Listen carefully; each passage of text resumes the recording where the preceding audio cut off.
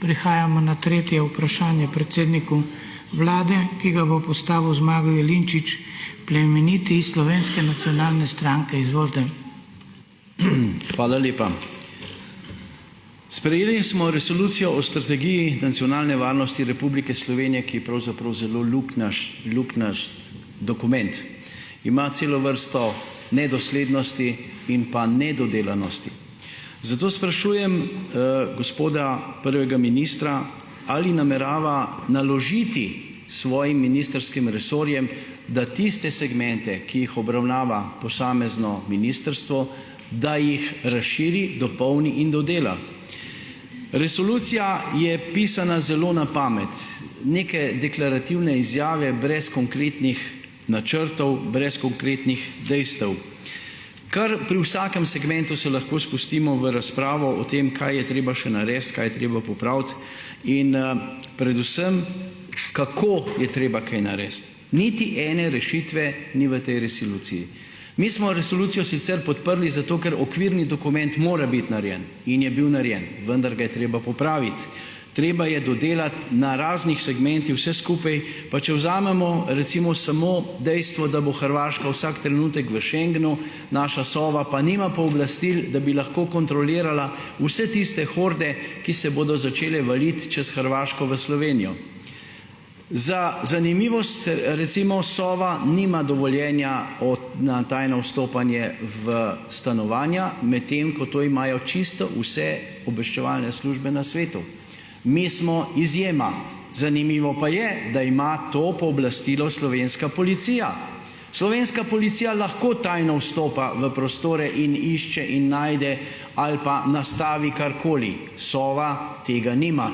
In Sova je tista prva obramba pred uničevanjem slovenske nacionalne varnosti.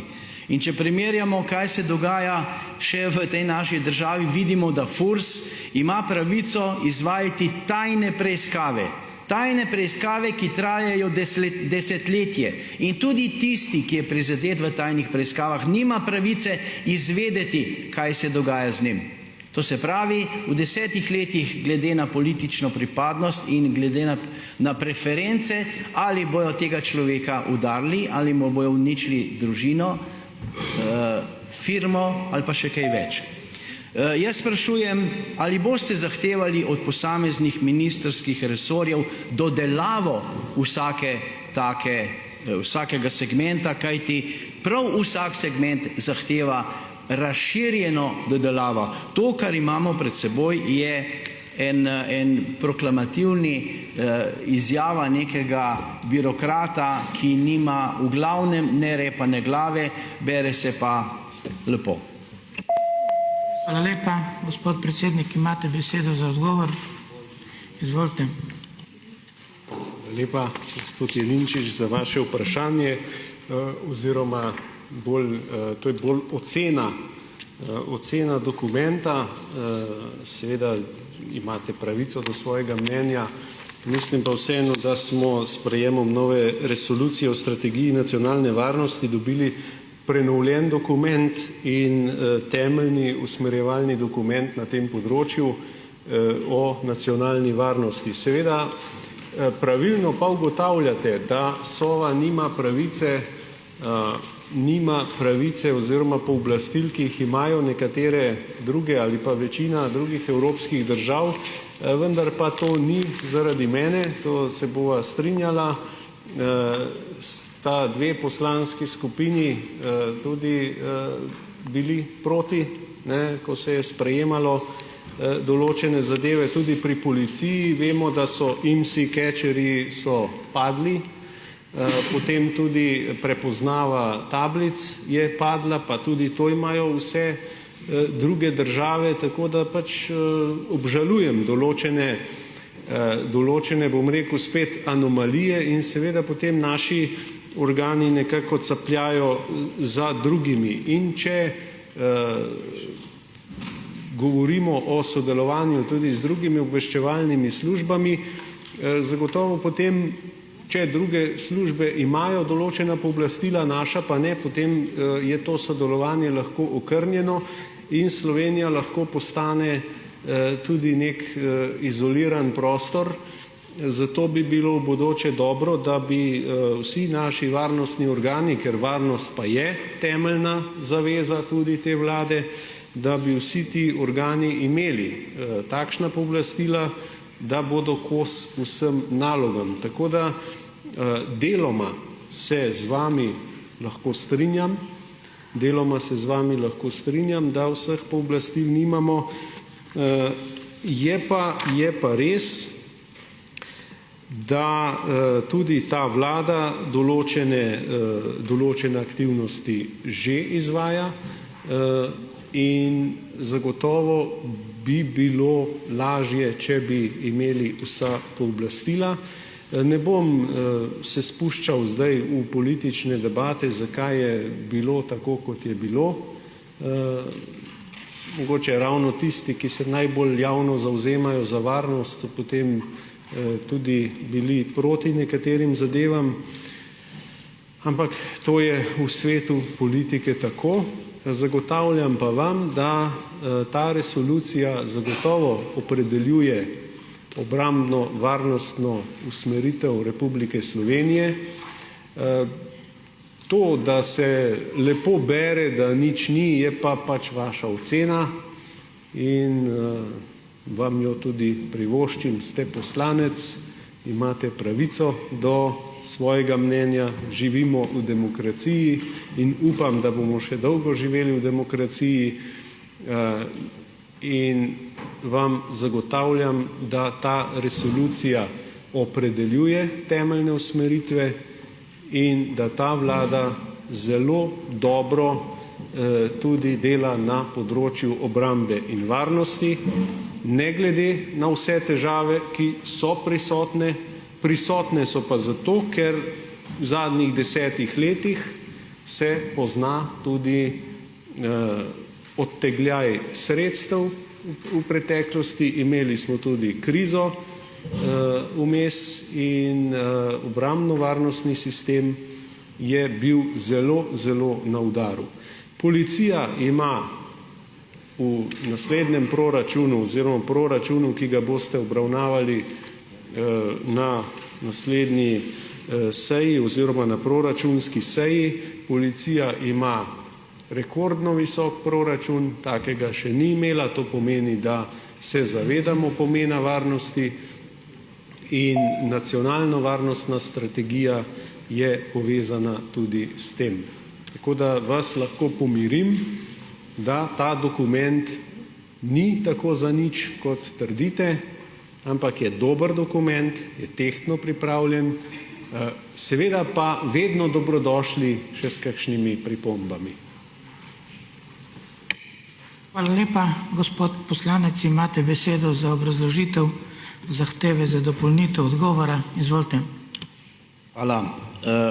Gospod predsednik, sami ste rekli, da ima resolucija temeljne usmeritve. S tem se strinjam, ampak temeljne usmeritve so za efektno delovanje bistveno premalo. Zato sodim, da je potrebno, da naložite vsakemu ministrskemu resorju, da svoj segment dodela in da ga razširi do te mere, da bo efekten, da bo iz tega lahko prišlo kaj pozitivnega. Recimo, ko govorimo o vojaških grožnjah, je evidentno, da je koncept obrambe v Sloveniji zgrešen. Zgrešena je kadrovska politika, vendar v tem dokumentu tega nič ni. In mislim, da bi bilo smiselno, da Ministrstvo za obrambo popravi to zadevo. Ko se govori pri odzivanju na zdravstveno-epidemiološke grožnje, bi bilo treba to dodelati. Kakšne so te grožnje? Kako jih bomo, bi rekel, odstranili? Kako ne bomo dovolili, da pride v Slovenijo kakšna taka možnost hudih, recimo, epidemioloških variant? Prej ste rekli, da smo tudi mi glasovali za tisti nesrečni amandma. Ja, po nesreči se je zgodilo, vendar pa bi tisti amandma lahko popravili, vkolikor ne bi bila stranka Socialnih demokratov in pa stranke Alenke Bratušek proti temu. Zato pričakujem, oziroma prosim, odgovorite mi na vprašanje, kdaj boste naredili zakon o Sovi, ki bo popravil to zadevo. Namreč, če hočemo delovati v okviru obrambne politike Slovenije in obrambne politike Evropske unije, moramo spremeniti nekatere zadeve, nekatera izhodišča. In še nekaj, ali boste sankcionirali posamezna ministrstva, vkolikor ne bodo spoštovala resolucije o strategiji nacionalne varnosti. Hvala lepa.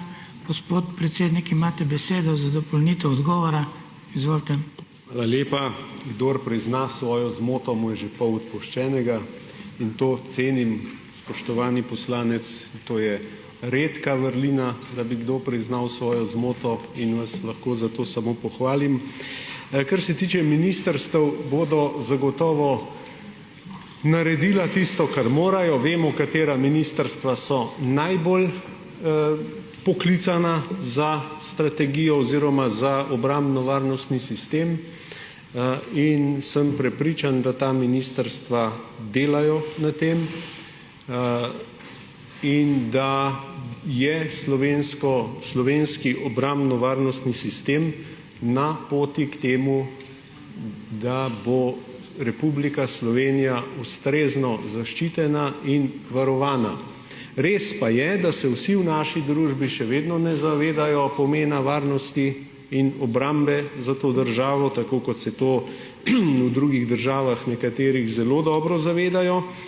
Z obrambo, varnostjo in temi zadevami je tako, dokler nekje ne poči, pač vsi rečejo, zakaj to potrebujemo. Ko pa nekje nekaj poči, bi pa vsi radi imeli takoj vse zaščiteno in ne vem kaj. Je pa res, da se obrambno-varnostni sistem gradi na dolgi rok. Zato sem prej rekel, da zadnjih 10 let se pozna odsotnost finančnih sredstev, tudi odsotnost strategij in pa prilagajanja na nove izzive, ki so pred nami, zlasti mislim tudi na kibernetsko vojskovanje. Tako da vlada bo zagotovo opravila svoje delo in obrambno-varnostni sistem bo in deluje dobro. Hvala. Hvala lepa. Gospod poslanec, imate besedo za postopkovni predlog. Izvolite. Hvala lepa. Ti odgovori so me delno zadovoljili, vendar ne dovolj. Zato predlagam, da glasujemo o tem, da imamo širšo razpravo o tej tematiki.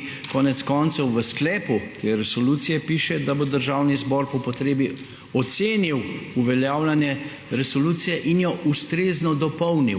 Razno to dopolnitev lahko pa pride šele po širši razpravi, kjer se potem izkažejo vse zadeve, ki so pozitivne oziroma ki so negativne, predvsem pa tiste, ki jih ni.